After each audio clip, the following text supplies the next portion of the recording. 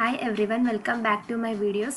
Today's topic is about conditional statements. Conditional statements are the statements that executes a block of code on a specific condition.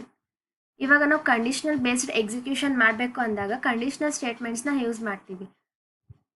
They decide which part of the code need to be executed. ಇವಾಗ condition ಏನಾದರೂ true ಆದರೆ if block execute ಆಗುತ್ತೆ. ಅದೇ ಥರ condition false ಆದರೆ else block execute ಆಗುತ್ತೆ. ನಮಗೆ conditional ಸ್ಟೇಟ್ಮೆಂಟಲ್ಲಿ ಫಸ್ಟ್ ಬರೋದು ಇಫ್ ಸ್ಟೇಟ್ಮೆಂಟ್.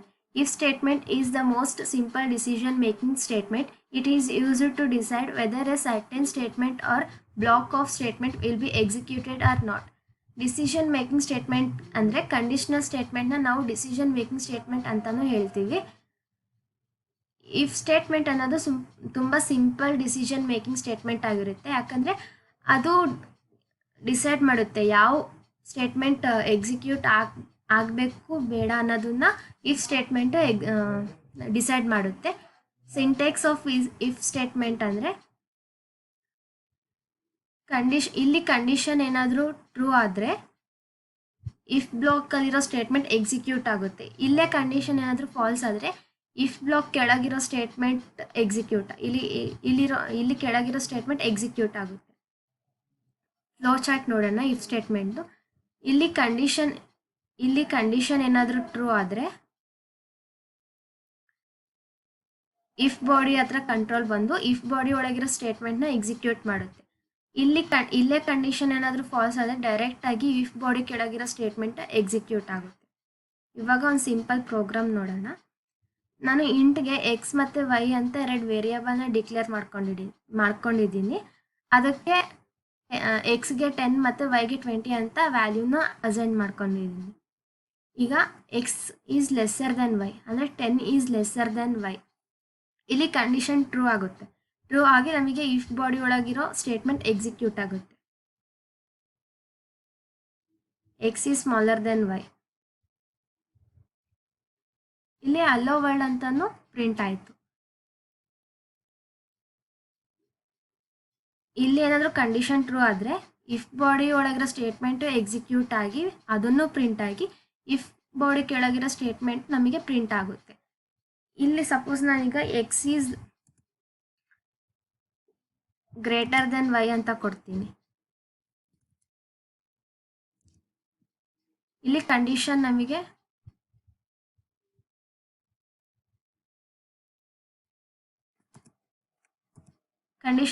ಫಾಲ್ಸ್ ಆಯಿತು. ಇವಾಗ ರನ್ ಮಾಡಿ ನೋಡಿದಾಗ ಹೆಲೋ ವರ್ಲ್ಡ್ ಅಂತ ಪ್ರಿಂಟ್ ಆಯಿತು. ಕಂಡೀಷನ್ ಇಲ್ಲಿ ಫಾಲ್ಸ್ ಆದರೆ ಈ ಇಫ್ ಬಾಡಿ ಒಳಗಿರೋ ಸ್ಟೇಟ್ಮೆಂಟ್ ನಮಗೆ ಸ್ಕಿಪ್ ಆಗಿ ಇಫ್ ಬಾಡಿ ಕೆಳಗಿರೋ ಸ್ಟೇಟ್ಮೆಂಟ್ ನಮಗೆ ಪ್ರಿಂಟ್ ಆಗುತ್ತೆ. ಇಫ್ ಸ್ಟೇಟ್ಮೆಂಟ್ ಆದಮೇಲೆ ನಮಗೆ ನೆಕ್ಸ್ಟ್ ಬರೋದು ಇಫ್ ಎಲ್ ಸ್ಟೇಟ್ಮೆಂಟ್. ಅದರದ್ದು ಸಿಂಟ್ಯಾಕ್ಸು ಇಫ್ ಕಂಡೀಷನ್. ಇಲ್ಲಿ ಕಂಡೀಷನ್ ಏನಾದರೂ ಟ್ರೂ ಆದರೆ ಇಫ್ ಬ್ಲಾಕ್ ಎಕ್ಸಿಕ್ಯೂಟ್ ಆಗುತ್ತೆ. ಇಲ್ಲೇ ಕಂಡೀಷನ್ ಏನಾದರೂ ಫಾಲ್ಸ್ ಆದರೆ ಇಫ್ ಬ್ಲಾಕ್ನ ಸ್ಕಿಪ್ ಮಾಡಿ ಎಲ್ಸ್ ಬ್ಲಾಕ್ ಎಕ್ಸಿಕ್ಯೂಟ್ ಆಗುತ್ತೆ. ಫ್ಲೋ ಚಾರ್ಟ್ ಆಗಲೇ ಹೇಳ್ದಂಗೆ ಇಲ್ಲಿ ಕಂಡೀಷನ್ ಟ್ರೂ ಆದರೆ ಇಫ್ ಬಾಡಿ ಹತ್ರ ಕಂಟ್ರೋಲ್ ಬರುತ್ತೆ. ಇಫ್ ಬಾಡಿ ಒಳಗಿರೋ ಸ್ಟೇಟ್ಮೆಂಟ್ಸ್ ನಮಗೆ ಎಕ್ಸಿಕ್ಯೂಟ್ ಆಗುತ್ತೆ. ಇಲ್ಲೇ ಕಂಡೀಷನ್ ಏನಾದರೂ ಫಾಲ್ಸ್ ಆದರೆ ಡೈರೆಕ್ಟಾಗಿ ಎಲ್ಸ್ ಬಾಡಿ ಹತ್ರ ಕಂಟ್ರೋಲ್ ಬಂದು ಇಫ್ ಬಾಡಿ ಕೆಳಗಿರೋ ಸ್ಟೇಟ್ಮೆಂಟ್ನ ಎಕ್ಸಿಕ್ಯೂಟ್ ಮಾಡುತ್ತೆ. ಇವಾಗ ಅದಕ್ಕೊಂದು ಸಿಂಪಲ್ ಪ್ರೋಗ್ರಾಮ್ ನೋಡೋಣ. ಆಗಲೇ ತಗೊಂಡಂಗೆ ನಾನು ಎಕ್ಸ್ ಮತ್ತು ವೈ ಅಂತ ವೇರಿಯೇಬಲ್ ತಗೊಂಡು ಅದಕ್ಕೆ ವ್ಯಾಲ್ಯೂ ಅಸೈನ್ ಮಾಡ್ಕೊಂಡಿದ್ದೀನಿ. ಇಲ್ಲಿ ಕಂಡೀಷನಲ್ಲಿ ನಾನು x is lesser than y ಅಂದರೆ 10 ಈಸ್ ಲೆಸ್ಸರ್ ದೆನ್ 20.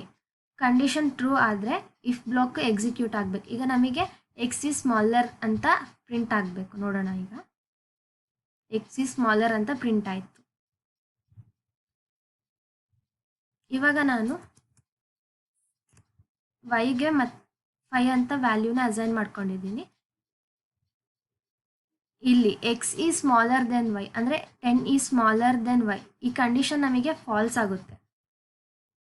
ಆವಾಗ ಈ ಇಫ್ ಬ್ಲಾಕು ನಮಗೆ ಸ್ಕಿಪ್ ಆಗಿ ಎಲ್ಸ್ ಬ್ಲಾಕ್ ಬಂದು ಅದ್ರ ಒಳಗಿರೋ ಕೋಡ್ನ ನಮಗೆ ಪ್ರಿಂಟ್ ಮಾಡಬೇಕು. ನೋಡೋಣ. ಈಗ ರನ್ ಮಾಡಿ y is smaller.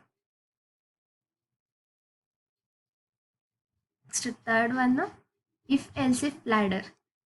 It is used in a program when if statement having multiple decisions. ನಮಗೆ ಮಲ್ಟಿಪಲ್ ಕಂಡೀಷನ್ಸ್ ಇದ್ದಾಗ ನಾವು ಇಫ್ ಎಲ್ಸ್ ಇಫ್ ಲ್ಯಾಡರ್ನ ಯೂಸ್ ಮಾಡ್ತೀವಿ.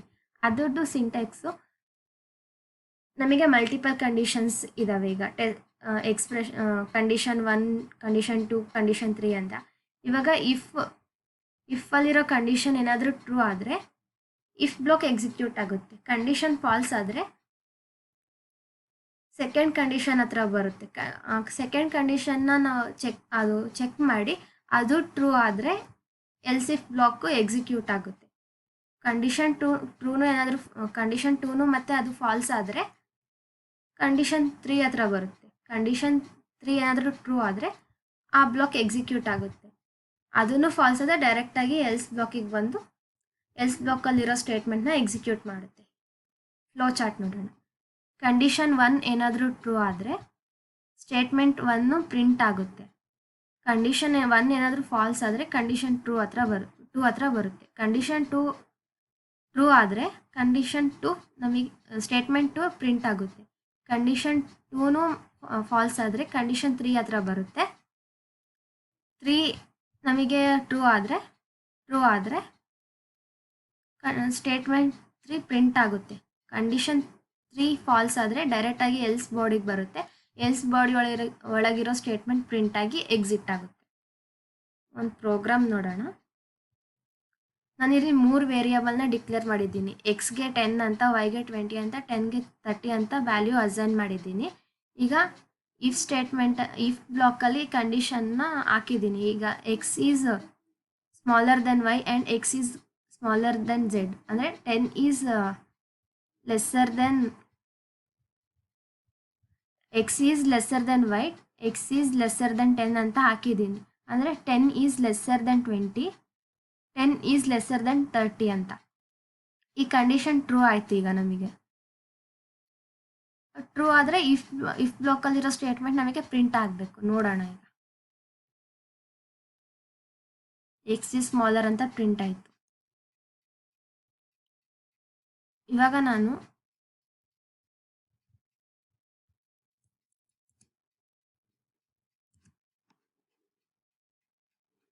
ಝೆಡ್ಗೆ ವ್ಯಾಲ್ಯೂನ ರೀಪ್ಲೇಸ್ ಮಾಡಿದ್ದೀನಿ, ಅಂದರೆ 5 ಕೊಟ್ಟಿದ್ದೀನಿ ನಾನು. ಇವಾಗ ರನ್ ಮಾಡಿ ನೋಡೋಣ. Z is smaller. ಯಾಕಂದರೆ ಇಲ್ಲಿ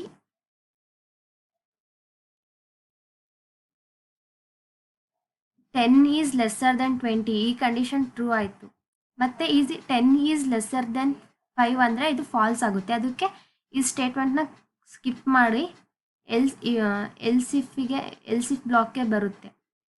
ಇಲ್ಲಿ 20 ಈಸ್ ಲೆಸ್ಸರ್ ದೆನ್ 5 ಅನ್ನೋದು ಇಲ್ಲಿ ಫಾಲ್ಸ್ ಆಗುತ್ತೆ. ಆವಾಗ ಎಲ್ಸ್ ಇಫ್ ಬ್ಲಾಕ್ನು ನಾವು ಇಲ್ಲಿ ಸ್ಕಿಪ್ ಮಾಡಿ ಡೈರೆಕ್ಟಾಗಿ ಎಲ್ಸಿಗೆ ಬರುತ್ತೆ. ಎಲ್ಸಲ್ಲಿರೋ ಸ್ಟೇಟ್ಮೆಂಟ್ನ ಪ್ರಿಂಟ್ ಮಾಡುತ್ತೆ.